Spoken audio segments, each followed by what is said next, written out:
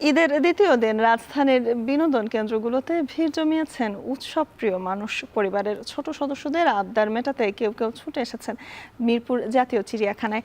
রঙিন উৎসবের ঢেউ আছড়ে পড়েছে চিড়িয়াখানার বিভিন্ন খাঁচার সামনে। এ নিয়ে আরো জানাতে মিরপুর চিড়িয়াখানা থেকে যুক্ত হয়েছেন সহকর্মী আসিফ ইকবাল। আসিফ, চিড়িয়াখানায় কোন কোন প্রাণীদের প্রতি দর্শনার্থীদের বেশি আগ্রহ লক্ষ্য করছেন এবং তার পাশাপাশি জানাবেন বাঘেদের খাঁচায় নতুন অতিথিরা এসেছেন, সেখানেও বা ভিড় কেমন?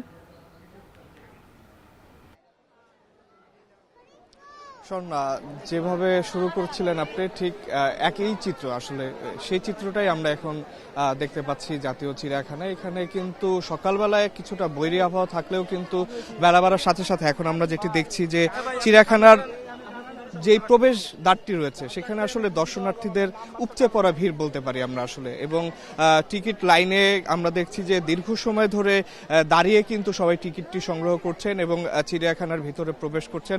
এবং বলাই বাহুল্য, চিড়িয়াখানার যেই আমরা দেখছি দর্শনার্থীদের তালিকায় কিন্তু ক্ষুদে দর্শনার্থীদের সংখ্যাই বেশি। তারা বাবা মায়ের হাত ধরে চিড়িয়াখানায় আসছেন এবং চিড়িয়াখানার যে প্রাণীগুলোর খাঁচা আছে সেই খাঁচার সামনে ভিড় করছে। আসলে ঢাকায় রাজধানীতে ঈদের পরের দিন যে বিনোদন কেন্দ্রগুলো রয়েছে সেই বিনোদন কেন্দ্র যেহেতু কম, সেহেতু ঈদের পরের দিন আসলে চিড়িয়াখানার চেয়ে আসলে ভালো বিনোদনের হয়তো কোনো মাধ্যম হতে পারে না।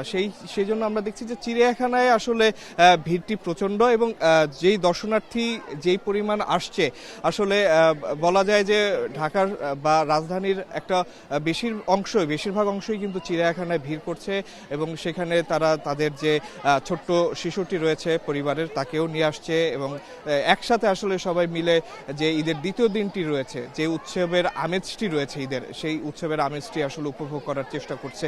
এবং যেটি আপনি বলছিলেন যে বিশেষ করে বাঘ এবং সাপের যে খাঁচাটি রয়েছে, বানরের খাঁচাটি রয়েছে, এই সব জায়গায় কিন্তু আসলে দর্শনার্থীদের আগ্রহ বরাবরই বেশি থাকে এবং আজকেও আমরা তাই দেখছি যে এইসব খাঁচায় কিন্তু দর্শনার্থীরা সবচেয়ে বেশি ভিড় জমিয়েছেন এবং জমাচ্ছেন।